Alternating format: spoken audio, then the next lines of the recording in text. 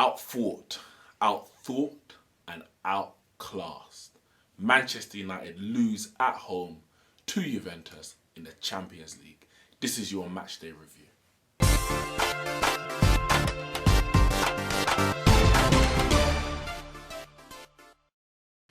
Now, what can I say?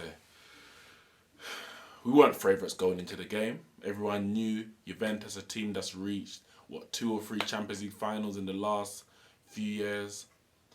Purchased the best player in the world, Cristiano Ronaldo. And they've got quality players all across the field. They've won Serie A maybe 3-4 years in a row now. They are a top quality team. But boy, that was men against boys. The scoreline only says 1-0, so looking at it from the outside, you might think, ooh, Man United were, they were the underdogs, but it was a close game, well done, plucky. No, we got dominated. We got absolutely dominated from start to finish. Yes, there were spells where the crowd got up, the ball went wide, got a few crosses into the box, but in reality, did we even test Szczesny? We had a header from Pogba in the first half from a set piece that barely tested the keeper, literally just looped up, went straight to him. Then we had a shot from Pogba in the outside the area that hit the post, came back off the post onto Szczesny. That could have gone in for our own goal, but the reality is we didn't deserve anything out of that game. We started the game again so slowly. It's like, I don't understand. Is it a case of where intentionally sitting back until we go behind, then we're forced to go forward? Or is it just the players are unable to play in the correct counter-attacking way from the beginning that the manager's asking? And it takes the fact that to go behind, that they realise, all right, we need to push forward. But for the first, 20 minutes, or at least 20 minutes, probably 30 minutes, we were so deep. We let Juventus have the ball in their half, which to an extent is fine. But in reality, you're at home in the Champions League. You're Manchester United.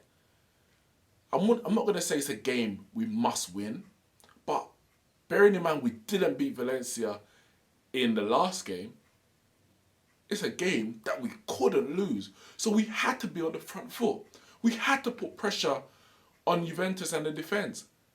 And we didn't do that.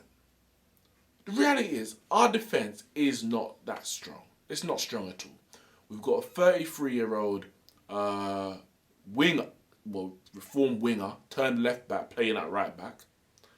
Then we've got Chris Smalling, Lindelof, and Luke Shaw as the rest of the defenders.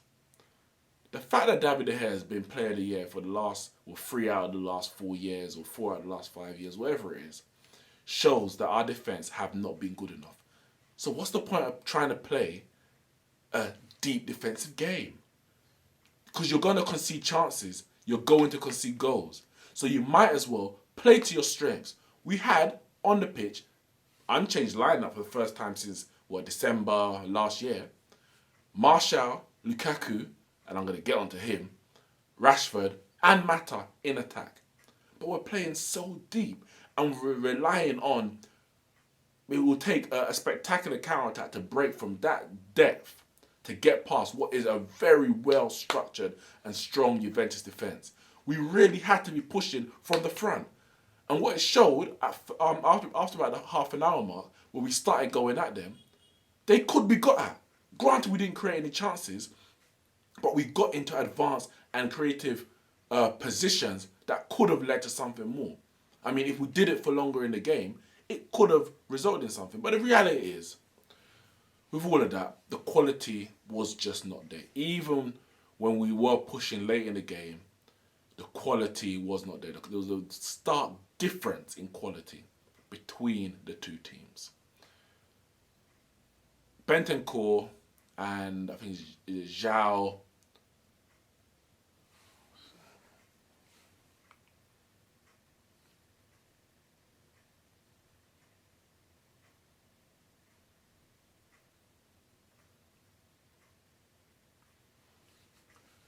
Bentancur and Cancelo down the right-hand side, they gave Luke Shaw and Anthony Martial a torrid time all game. So much so that in the first half, Martial had to come deep into the centre of midfield. Midfield, one, to help us play, but two, to even get a bit of joy because he was really struggling. And going the other way, he wasn't in the game at all. Rashford, he was pretty anonymous all game. I mean, I know he likes to take free kicks, but unless it's a direct free kick, and even then, I don't really want to see him on them. But what has happened to our set pieces? We can barely take them these days. We had a good number of opportunities to put the ball in the dangerous areas, and really just it didn't work out. We went to the back post, it was too high. We went to the net front post, it was too short. It was too close to the keeper. I don't know. It just was poor. Whether it was Rashford, whether it was Mata, I think Ashley Young may have took one or two. But even Ashley Young, he was our biggest and best outlet in that second half, which says a lot about the players, the attacking so-called creative players we had on show today. Paul Pogba, second half, he came much more into the game as we were pushing forward, playing to his strengths, playing to the team's strengths. Matic, he didn't have a good game at all. He really didn't. A lot of the passes went wayward. To be fair, a lot of the players, their passes were going wayward throughout the game, even including Paul Pogba. But he was, you would say, the dictator, playing in the midfield too. So I can't really fault him. I think he battled against the likes of Matuidi and Pjanic, and I wouldn't say he came out on top because the way we surrendered possession did not help. But when he got on the ball, he showed what he could do. And as I said, he could have scored so easily in the second half, hit the post. But I do want to shout out Victor Lindelof. In that second half, he was immense. First half, defensively, we were all over the place. That's the reality. Juve could have scored more. De Gea had to make a good number of saves. Granted, I wouldn't say there were clear-cut opportunities, but there were good opportunities, good shots, and very good saves from De Gea. But in that second half, Victor Lindelof, he was a boss. And then not just defensively, because I wouldn't say we were under the cosh, but on the ball as well. He was taking. It's so important in this day and age to have a defender who can take the ball out of play, especially up the field, should I say, especially when you're playing next to the likes of Chris Smalling, who can't do that at all. But he was brilliant on and off the ball in that second half. So you have to shout out him. And even Smalling, he improved in that second half as well. But I'm going to talk about Romelu Lukaku. I have to. Romelu Lukaku? What did you do? What are you doing? What is your role? The guy barely had a kick. And I'm not going to put it down to the players behind him not feeding him, etc. Because, as I said, Martial wasn't in the game. He started coming deep into midfield to get more involved. Lukaku did nothing. He stood in the middle of the pitch for the whole game and didn't move. He didn't make any runs. He didn't try and link play. But the reality is, his confidence is shot. He is gone. He's not a bad player. His record speaks for itself. His World Cup performances, his performances in the Premier League in previous season speaks for itself. But his confidence is shot. Why is he on the pitch? Take him off. Do not start him. I don't care if Sanchez isn't fit. You change the formation. You change the system. You put Rashford or Martial through the middle. You play Andres Pereira, Mata, and the other, whether it's Taif Chong, I don't care. Lukaku should not be starting right now because he has no confidence. He's not linking play. He literally gets the ball, and if he does trap it, he gives it off straight away because he doesn't want it. There's no confidence. He's telling players to pass to other people. He doesn't want the ball. And he's really just hoping that something falls for him in the box that he can put away. But right now, he is a hindrance more than a benefit. If anything, we're playing with 10 men. We're playing with 10 men at the moment. Lukaku must be dropped. No, I'm not saying, oh, get rid of Lukaku. I know some people are so extravagant. He's not a Man United player, blah, blah, blah. Cool. He's not as good as the likes of, Van Nistelrooy we've had in the past. Andy Cole, even Carlos Tevez, Wayne Rooney, of course, the record goal scorer. But as an option off the bench, especially at this stage, I'd happily have Lukaku coming off the bench. But as a starter right now, no chance. It's not working. It hasn't been working. He hasn't scored a goal at home since March. That says it all. But the question is Jose really going to drop him? Because he's one of his boys. That's his signing. And I know he wants to give him confidence, but this is not giving him confidence. Coming off the bench and maybe scoring a crucial goal, that might give him some confidence. But playing 90 minutes, when he doesn't even really look like he wants to be on the field, doesn't want to get involved in play, not making the runs to put himself in a position to score or to miss. I think that says it all. As a striker, you always hear, you talk about the legendary strikers, they talk about it now as pundits. Now, when you're in confidence, you're always making the runs to be in the position to get the chances. When you're lacking confidence, you don't even make those runs because you don't want to get a chance and miss it. And right now, Lukaku is lacking so much confidence, he doesn't want to be involved. He's hiding on the pitch. Reality is we've lost 1-0 at home to Juventus. A very, very good Juventus side. Mind you, must give them credit. They were absolutely brilliant today. Dybala with the goal. He absolutely bossed that first half. Ronaldo obviously on his return to Manchester United. It was his cross that Smalling, he went to Cuadrado at the near post. Smalling blocked, but it ricocheted to Dybala, tapping from less than 10 yards. And that was the only goal of the game. It means Juventus are on 9 points at the top of the group.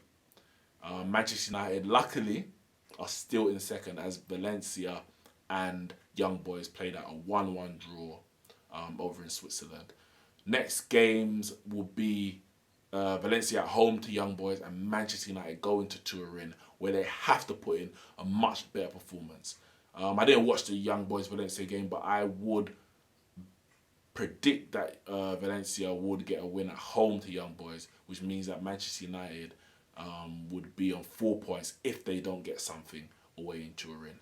But then there's still 2 more games after that in the group to go, so more than enough opportunities to go through. But as it stands at the moment, Man United are in second, and Juventus, they're just a class apart.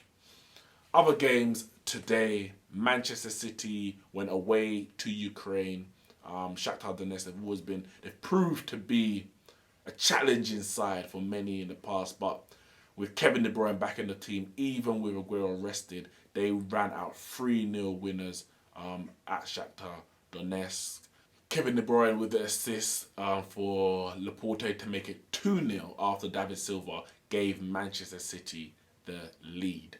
And Bernardo Silva off the bench to replace Kevin De Bruyne 1 minute later scored to wrap up the 3 points for Manchester City, who are sitting at the top of the group after Lyon were pegged back in the 92nd minute away in Hoffenheim to draw a 3-3 humdinger over in Germany. So that leaves Manchester City on 6 points, 2 wins, as well as Lyon in second on 5 points. So it's still all to play for in that group.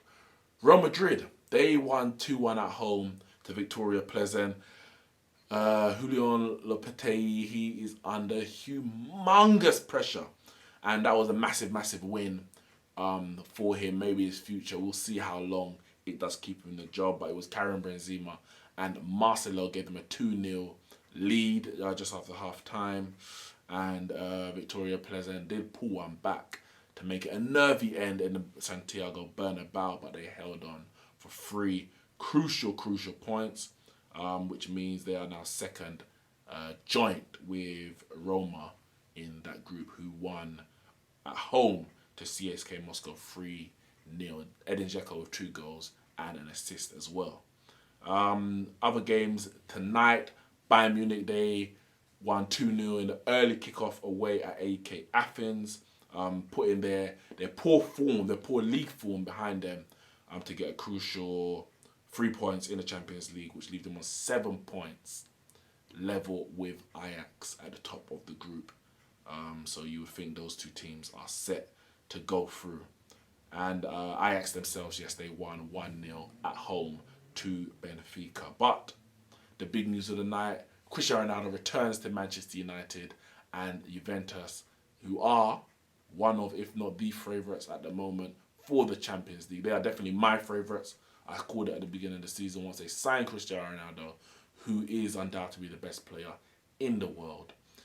That made them favourites for me. It gives them that edge that they possibly was missing in previous years. They've won a 1-0 win at Old Trafford.